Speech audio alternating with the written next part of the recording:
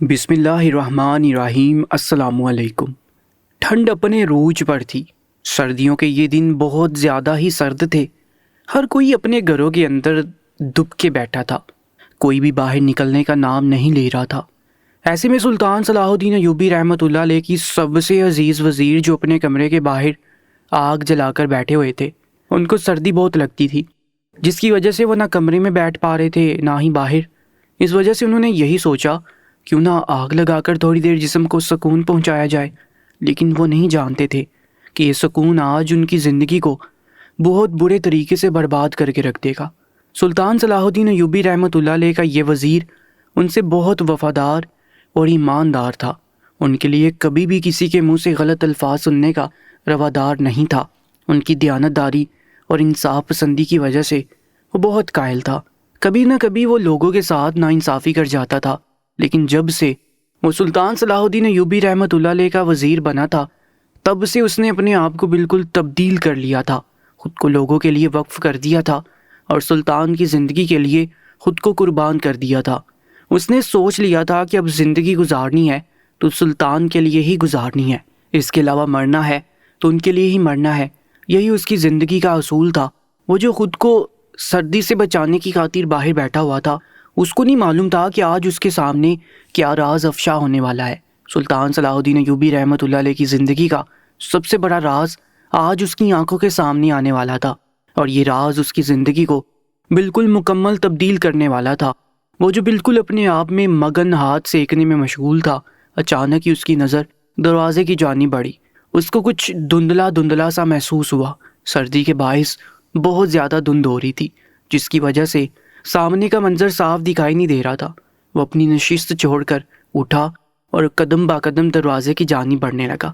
اس کو سمجھ نہیں آیا کہ سامنے کون کھڑا ہوا ہے۔ وہ مزید نزدیک گیا تو اس کے آسان خطا ہونے کے در پر آگے اتنی ٹھنڈ کے اندر دو لڑکیاں برہنہ لباس میں موجود تھیں۔ ان کے جسم کا کافی حصہ نمایاں ہو رہا تھا۔ اس کو یہ منظر بہت معیوب لگا، کیونکہ سلطان صلاح الدین ایوبی رحمۃ اللہ علیہ کے محل میں ایسا کبھی نہیں ہوا تھا کہ کوئی عورت برہنہ لباس میں ایسے گھومے، اور سب سے بڑی بات اس کے لیے یہ تھی کہ وہ عورتیں اتنی سردی کے اندر برہنہ تھیں۔ ان کے جسم پر کوئی چادر یا دوپٹہ موجود نہیں تھا جس سے وہ خود کو ڈھانپ سکے۔ وہ ان سے سوال کرنے کے لیے مزید آگے بڑھتا، اس سے پہلے ہی وہ دروازہ کھول کر محل کے اندر داخل ہو گئی تھی۔ اس کو یہ منظر ایک دم حیران کر گیا کہ انہوں نے کس طریقے سے یہ دروازہ کھول لیا تھا۔ وہ بہت حیران و پریشان ہو گیا۔ وہ قدم با قدم ان کے پیچھے جانے لگا، کیونکہ اس کے لیے یہ سب کچھ بہت حیران کر دینے والا تھا۔ آج تک کوئی بھی عورت یا مرد محل بند ہو جانے کے بعد اس میں داخل نہیں ہوتا تھا، لیکن آج یہ دونوں لڑکیاں سامنے درباری ہونے کے باوجود اندر داخل ہو گئی تھی۔ وہ بھی قدم با قدم ان کے پیچھے ہی جانے لگا، اور یہ منظر اس کو مکمل طور پر حیران و پریشان کر گیا تھا کہ وہ سیدھا سلطان صلاح الدین ایوبی کے کمرے کا دروازہ بھی کھول کر اندر داخل ہو گئی تھی۔ اس منظر نے اس کے 14 طبق روشن کر دیے تھے۔ سلطان صلاح الدین ایوبی رحمۃ اللہ علیہ باقی بادشاہوں کی طرح عیاش طبیعت کے مالک نہیں تھے۔ وہ صرف اور صرف اپنی زوجہ اسم الدین خاتون کے قریب جانا ہی پسند کرتے تھے۔ وہ ان سے اتنی محبت کرتے تھے کہ وہ کبھی بھی اپنی کنیزوں کو خود کی لذت کے لیے استعمال نہیں کرتے تھے۔ وہ کبھی بھی کسی بھی کنیز کے قریب جانا اپنی توہین سمجھتے تھے۔ یہی تمام باتوں کی وجہ سے ان کا یہ وزیر ان سے زیادہ محبت کرنے لگا تھا اور ان کے قریب ہو گیا تھا۔ ان کے لیے اپنی جان دینے کو بھی تیار تھا۔ ان کی انصاف پسند طبیعت اور ان کی دیانتداری اور ان کی پاکیزگی نے اس کو اتنا مرعوب کیا تھا کہ وہ سب کچھ ان پر فنا کر دینے کے لیے تیار تھا، کجا کہ اپنی جان بھی۔ لیکن آج یہ منظر دیکھ کر وہ بالکل چکرا کر رہ گیا تھا کہ یہ منظر کیا تھا۔ وہ بہت پریشان ہو گیا، لیکن اس کے پاس ایسا کوئی جواز نہیں تھا کہ وہ جا کر سلطان صلاح الدین ایوبی رحمۃ اللہ علیہ وہاں کے موجودہ بادشاہ سے یہ سوال کرتا کہ آپ کے کمرے میں رات کے اس پہر یہ دو برہنہ لباس میں دوشیزہ کیا کر رہی ہیں۔ وہ صرف ان کے دروازے کو خاموشی سے کافی دیر تک تکتا رہا اور بوجھل قدموں کے ساتھ اپنی جگہ پر آ کر واپس بیٹھ گیا اور اپنے جسم کو سیک پہنچانے لگا۔ لیکن اس کے دماغ کی ساری سوچیں اب سلطان کے کمرے سے جڑی ہوئی تھی۔ وہ جو ہمیشہ ہی ان کو عورتوں سے نظریں جھکا کر بات کرتے ہوئے دیکھتا تھا، کبھی کسی عورت کو میلی نظروں سے دیکھتا ہوا نہ پایا تھا، لیکن آج ان کے کمرے میں دو حسین دوشیزائیں برہنہ لباس میں موجود تھی، اور یہ کمرہ سلطان صلاح الدین ایوبی رحمۃ اللہ علیہ کا خاص کمرہ تھا، جہاں ان کی بیوی بھی موجود نہیں ہوتی تھی۔ ان کی بیوی اور ان کا کمرہ الگ تھا، اور یہ کمرہ سلطان صلاح الدین ایوبی رحمۃ اللہ علیہ کا ہی مختص تھا۔ اور یہاں پر رات کے اس پہر ان دو لڑکیوں کو بنا کسی کی اجازت جاتے ہوئے دیکھنا، وہ سمجھ چکا تھا کہ یہ سلطان صلاح الدین ایوبی کی اجازت سے ہی دربار میں اور ان کے کمرے میں داخل ہوئی ہیں۔ اگلی صبح اس کے لیے بہت عجیب اور بوجھل گزری تھی۔ وہ سلطان صلاح الدین ایوبی کو جب جب دیکھتا اس کے دماغ میں رات کا وہی منظر آنے لگتا۔ وہ بہت حشاش بشاش سے اپنی نشست پر بیٹھے ہوئے لوگوں کی باتیں سن رہے تھے اور ان کا انصاف بہت دل جوئی سے کر رہے تھے، کسی کے ساتھ بھی ناانصافی نہیں کر رہے تھے۔ وہ سارے واقعے کو اپنی نظروں سے بار بار مٹانے کی کوشش کر رہا تھا، لیکن پھر بھی اس کے دماغ میں وہی منظر گھوم کر آ رہا تھا۔ وہ بہت پریشان ہو گیا۔ اس کا دل چاہ رہا تھا وہ کسی اپنے عزیز سے اس سارے واقعے کے بارے میں گفتگو کرے، لیکن وہ سلطان صلاح الدین ایوبی کے بارے میں کسی سے کوئی بات نہیں کرنا چاہتا تھا۔ وہ نہیں چاہتا تھا کہ اس کی یہ باتیں کہیں اور بھی پھیلیں اور سلطان صلاح الدین ایوبی کی بدنامی ہو اور لوگ ان کے بارے میں غلط باتیں بنائیں۔ وہ یہ بھی نہیں چاہتا تھا کہ ان کو کوئی غلط الفاظوں سے یاد کرے، لیکن وہ پھر بھی ان کو اس غلط کام سے روکنا چاہتا تھا، کیونکہ وہ نہیں چاہتا تھا کوئی اس بارے میں جانے۔ وہ یہی چاہتا تھا کہ وہ پہلے ہی اس سارے نظام کو ٹھیک کر دے۔ سب ان سے بہت محبت کرتے تھے، ان کی دریا دلی کے گیت گاتے تھے۔ اگر وہ ان کے بارے میں یہ بات بتا دیتا کہ وہ رات کے پہر دو حسین دوشیزاؤں کے ساتھ عیاشی کر رہے تھے، تو لوگ ان کے بارے میں بہت غلط گمان رکھتے اور یہ ان کے لیے اچھا ثابت نہیں ہوتا۔ اس وجہ سے وزیر نے اپنے دل میں ہی یہ بات چھپا لی اور خود کو وقت کے داڑے پر چھوڑ دیا۔ اگلی رات بھی سردی زیادہ ہونے کی وجہ سے وہ کمرے میں بے چین ہو رہا تھا، جس کی وجہ سے وہ پھر باہر آ گیا اور آگ جلا کر وہاں بیٹھ کر اپنے جسم کو سکون پہنچانے لگا۔ لیکن وہ ایک بار پھر حیران و پریشان ہو گیا، کیونکہ اس کو دروازے کے سامنے کسی کی آہٹ محسوس ہو رہی تھی۔ وہ وزیر واپس اپنی نشست سے کھڑا ہوا اور بوجھے دل کے ساتھ دروازے کی جانب جانے لگا۔ اس کو محسوس ہو رہا تھا کہ جیسے وہ دونوں لڑکیاں پھر ہوں گی، اور ایسا ہی ہوا۔ اس کی سوچ کے مطابق وہ دونوں دوشیزائیں برہنہ لباس میں موجود تھیں۔ ان کا لباس بہت خوبصورت تھا، لیکن اس لباس میں سے ان کے جسم کی بناوٹ اور خوبصورتی واضح طور پر نظر آ رہی تھی۔ ان دونوں کا لباس اتنا بیہودہ تھا کہ اس نے بے ساختہ اپنی نظریں جھکائیں، کیونکہ وہ یہ منظر دیکھنے سے خود کو مکمل طور پر روک چکا تھا۔ وہ لوگ ایک بار پھر محل کا دروازہ کھول کر وہاں داخل ہو گئی اور وہ بھی ان کے پیچھے ہی محل کے اندر داخل ہوا۔ وہ وہیں دروازے پر کھڑا ہو کر اس منظر کو دیکھنے لگا۔ وہ دونوں دوشیزائیں قدم با قدم چلتی ہوئیں سلطان کے وہی مخصوص کمرے کے پاس پہنچی اور دروازہ کھول کر اندر داخل ہوئی اور کنڈی چڑھا لی۔ یہ منظر اس کی سانس روکنے کے لیے کافی تھا۔ پہلے دن کو ان لوگوں نے کنڈی نہیں چڑھائی تھی، لیکن آج دونوں اتنی بے باک اور اتنی زیادہ خود مختار ہو گئی تھی کہ سلطان کے کمرے کی کنڈی تک چڑھا لی تھی۔ اس کا دل ڈوبنے لگا، لیکن وہ پھر بھی خود کو مضبوط کرتے ہوئے واپس اپنی جگہ پر آ کر بیٹھ گیا۔ رات جیسے تیسے گزر گئی اور اس نے ان دونوں دوشیزاؤں کو جاتے ہوئے نہیں دیکھا۔ اگلا دن بھی معمول کے مطابق گزرا، لیکن اس کے دماغ کی سوچیں اب مکمل طور پر سلطان اور ان حسین دوشیزاؤں کی طرف ہی تھی۔ وہ جو کل خود کو ان سب چیزوں کو بلانے کی کوشش کر رہا تھا، لیکن آج وہ ان کے ہی بارے میں سوچے جا رہا تھا۔ اس کے دماغ پر یہی بات سوار ہونا شروع ہو گئی تھی، کیونکہ اب وہ کسی بھی طور پر اس سارے معاملے کا نچوڑ نکالنا چاہتے تھے۔ وہ دماغی طور پر بہت زیادہ تھک گیا تھا، کیونکہ اس کے دماغ اور دل میں جو سلطان کا ایک نقشہ تھا وہ سب کچھ غلط ثابت ہو رہا تھا، جس کی وجہ سے اس کو بہت تکلیف ہو رہی تھی۔ ان کا دل بھی غیر حاضر دماغ کے ساتھ گزرا۔ وہ بس یکٹک سلطان کو ہی دیکھ رہا تھا کہ یہ کیسے اتنا بڑا کام کر سکتے ہیں۔ 2 بار سلطان صلاح الدین ایوبی نے خود اسے بھی پوچھا کہ آخر کیا بات ہے، تم مجھے اس طریقے سے کیوں دیکھ رہے ہو، کوئی مسئلہ درپیش آ گیا ہے؟ تو وہ وزیر فوراً ہی نفی میں سر ہلا دیتا، کیونکہ وہ سلطان معظم سے سامنے سے یہ سوال بھی نہیں کر سکتا تھا کہ آپ اس طریقے کا کام کیوں کر رہے تھے، آخر کیا وجہ ہے، کیونکہ اس نے ابھی تک سلطان اور ان لڑکیوں کو ایک ساتھ کچھ کرتے ہوئے بھی نہیں دیکھا تھا جس کی بنا پر وہ الزام لگاتا یا پھر کوئی سوال کرتا۔ اس نے سلطان صلاح الدین ایوبی سے ایک یہ چیز سیکھی تھی، وہ کبھی بھی بنا تصدیق کے فیصلہ نہیں کرتے تھے، ہمیشہ ہی سارے معاملے کا جائزہ لیتے تھے، اس کے بعد فیصلہ کرتے تھے۔ یہی باتیں اور یہی سوچے سوچ کر ان سے کوئی سوال نہیں کر پا رہا تھا۔ اگلے دن وہ ایک بار پھر اپنے کمرے کے باہر بیٹھ گیا۔ اس کا صاف مقصد صرف یہ تھا کہ وہ آج اس سارے معاملے کی تحقیقات کرنا چاہتا تھا۔ وہ دیکھنا چاہتا تھا کہ آخر ان لڑکیوں کا سلطان کے کمرے میں جانے کا اصل مقصد کیا ہوتا تھا۔ وہ بلا وجہ سلطان صلاح الدین ایوبی پر بے بنیاد الزام نہیں لگانا چاہتا تھا۔ وہ ساری معلومات کو اکٹھا کر کے ان کے سامنے سوال رکھنا چاہتا تھا، آخر وہ ایسا کیوں کر رہے ہیں، وہ کیوں اپنی عیاشی کی خاطر محل کے اندر ان برہنہ لباس والی دوشیزاؤں کو بلوا رہے ہیں۔ اس کا حق تو نہیں تھا یہ سوال بادشاہ سے کرنے کا، لیکن سلطان صلاح الدین ایوبی رحمۃ اللہ علیہ کے رویے کی وجہ سے اس میں اتنی ہمت موجود نہیں تھی کہ وہ ان سے یہ سوال کر لیتا۔ وہ ان دونوں لڑکیوں کا ہی انتظار کر رہا تھا کہ اچانک ہی اسے دروازے پر آج پھر آہٹ محسوس ہوئی۔ وہ پورے طریقے سے تیاری میں تھا، وہ دونوں لڑکیاں صاف دکھائی دے رہی تھیں۔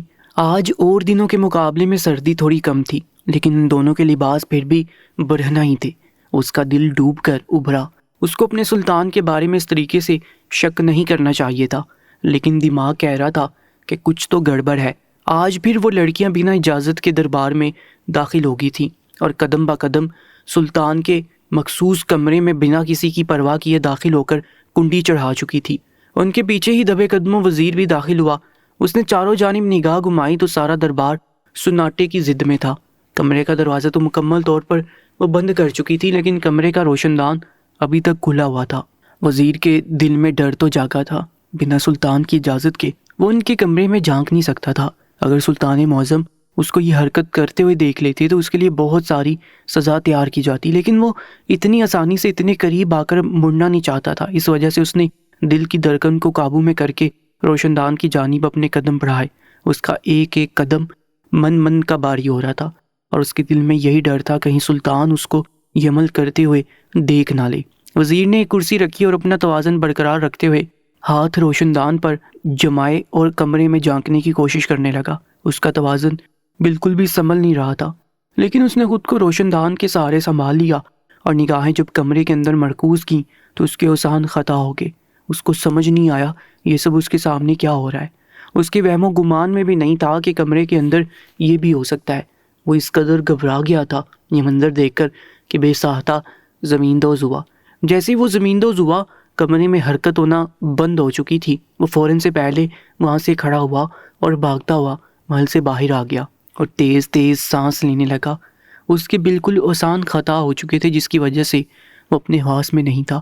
وہ فوراً ہی اپنے کمرے میں آ کر بیٹھ چکا تھا اور سارے منظر کو دہرانے لگا کہ اس کے سامنے یہ سب کیا ہو رہا تھا۔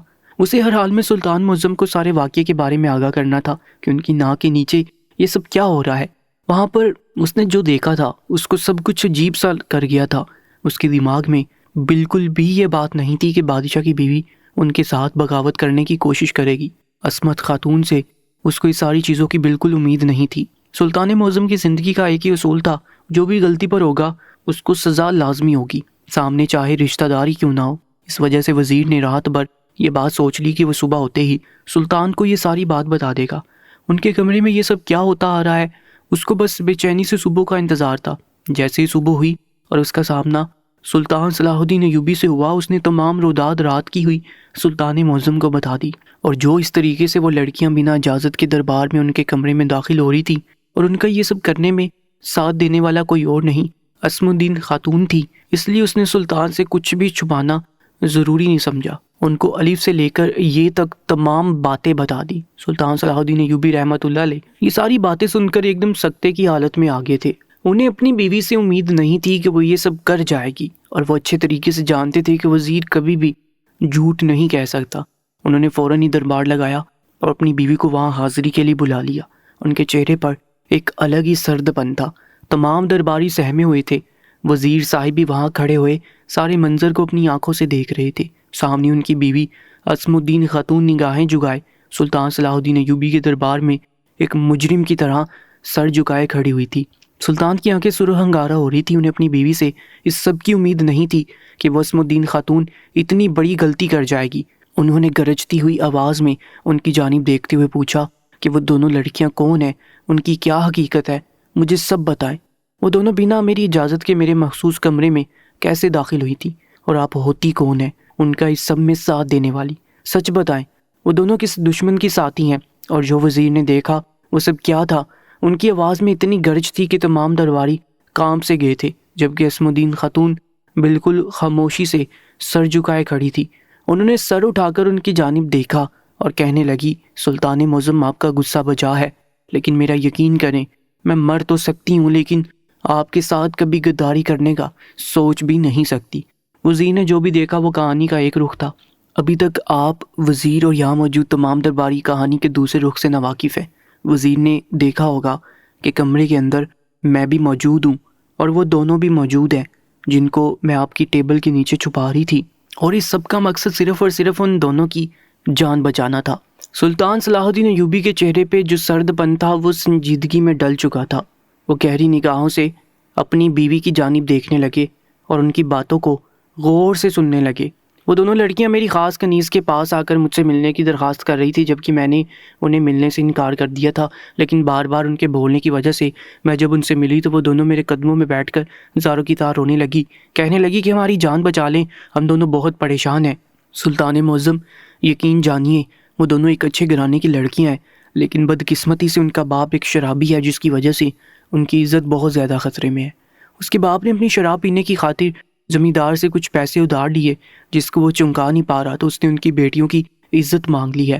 روزانہ وہ دونوں لڑکیاں برہنہ لباس میں تیار بیٹھی ہوئی ہوتی ہیں، لیکن ان کا باپ کہتا ہے یہ سب کرنے کے لیے اگر وہ لڑکیاں اس کام کے لیے منع کرتی ہیں تو ان کا باپ ان کو مارنے پیٹنے لگتا ہے، جس کی وجہ سے انہیں زبردستی وہ لباس پہن کر تیار ہونا پڑتا ہے، اور یہ سب کروانے کے بعد ان کا باپ شراب پینے میں مگن ہو جاتا ہے، جس کی وجہ سے ان دونوں لڑکیوں کو موقع مل جاتا ہے اور وہ دونوں اس زمیندار کے آنے سے پہلے وہاں سے نکل کر ہمارے محل آ جاتی ہیں اور آپ کے مخصوص کمرے میں میری مدد کے ذریعے چھپ جاتی ہیں۔ میں آپ کے ساتھ چاہ کر بھی کوئی غداری نہیں کر سکتی۔ وہ کسی بادشاہ کی اعلیٰ کار نہیں ہے، بلکہ وہ ہماری ہی رعایا کی معصوم لڑکیاں ہیں جو اپنی عزت بچانے کی خاطر میری مدد کے ذریعے آپ کے کمرے میں چھپ رہی تھی۔ سلطان معظم نے ساری باتیں سن کر ان سے کہا، عصمت خاتون، اگر ایسی ہی بات تھی تو آپ نے مجھ سے یہ سب کیوں چھپایا؟ میں اس زمیندار کو یہاں بلاتا، اس کے باپ کو بھی یہاں بلا کر تمام مسئلے کا حل نکالتا اور اس زمیندار کو سزا بھی دیتا کہ وہ ایسے کیوں کر رہا ہے۔ میری رعایا میں اتنا بڑا ظلم وہ کیسے کر سکتا ہے؟ ان کی بات سن کر عصمت خاتون نے کہا کہ بے شک میں یہ بات آپ کو بتانا چاہتی تھی، اور جب میں نے یہ بات ان دونوں لڑکیوں سے بولی تو وہ دونوں ہی اس بات پر انکار کرنے لگی کہ یہ بات سلطان معظم تک ہرگز نہیں پہنچنی چاہیے۔ اگر یہ بات سلطان معظم کے کان میں پڑ گئی تو وہ ظالم انسان میرے باپ کو جان سے مار دے گا۔ وہ جیسا بھی ہے لیکن ہمارا باپ ہے، ہم نہیں چاہتے کہ ہمارا باپ ہماری زندگی میں مر جائے۔ یہی باتوں کی وجہ سے میں مجبور تھی اور آپ کو کچھ بھی بتانے سے قاصر تھی۔ سلطان نے نگاہیں گھما کر وزیر کی جانب دیکھا جو سر جھکائے شرمندہ سی نگاہوں کے ساتھ کھڑا ہوا تھا۔ انہوں نے اس کی جانب دیکھا اور مسکراتے ہوئے بولے، وزیر، کبھی کبھی آنکھوں دیکھا سچ نہیں ہوتا، ہمیشہ کہانی کے دو رخ ہوتے ہیں، کبھی بھی کہانی کا ایک پہلو نہیں دیکھنا چاہیے اور مکمل تصدیق کر کے ہی فیصلہ لینا چاہیے۔ انہوں نے یہ بات بول کر فوراً ہی اپنے سپاہیوں سے ان دونوں لڑکیوں کے باپ اور زمیندار کو بلایا اور ان کا فیصلہ کیا۔ دونوں لڑکیوں کو باعزت ان کے گھر پر چھوڑا گیا اور زمیندار کو سزا کے طور پر کال کوٹری میں 6 مہینے کے لیے بند کر دیا، اور ساتھ میں ان لڑکیوں کے باپ کو بھی 6 ماہ کی سزا دی گئی کہ تم بنا اپنی بچیوں کی عزت کی پرواہ کیے اپنی زندگی کا سودا کر رہے تھے، اب تم 6 ماہ تک زندان میں رہو گے اور اپنے کالے کرتوتوں کی معافی مانگو گے۔ 6 ماہ کے بعد جب تم رہا ہو جاؤ گے تو تم اس زمیندار کے پیسے چکانے ہوں گے۔ اور وہ ان کی بات سن کر لاکھ جھٹ پٹایا، اس نے لاکھ معافیاں مانگی۔ زمیندار بھی معافیاں مانگتا رہا، لیکن سلطان اپنی بات کے پکے تھے، جو انہوں نے کہہ دیا وہ پتھر پر لکیر ہوتا تھا۔ سپاہی آئے اور ان دونوں کو پکڑ کر زبردستی کال کوٹری میں بند کر دیا۔ اس واقعے سے ہمیں یہ سبق ملتا ہے کہ بعض اوقات آنکھوں دیکھا بھی سچ نہیں ہوتا اور کانوں سے سنا بھی سچ نہیں ہوتا۔ اس وجہ سے ہمیں کہانی کے ہمیشہ دونوں پہلوؤں کو دیکھنا چاہیے، اس کے بعد ہی کوئی فیصلہ اختیار کر کے الزام تراشی کرنی چاہیے۔ مزید ویڈیوز کے لیے ہمارے YouTube چینل کو سبسکرائب کر لیجیے گا۔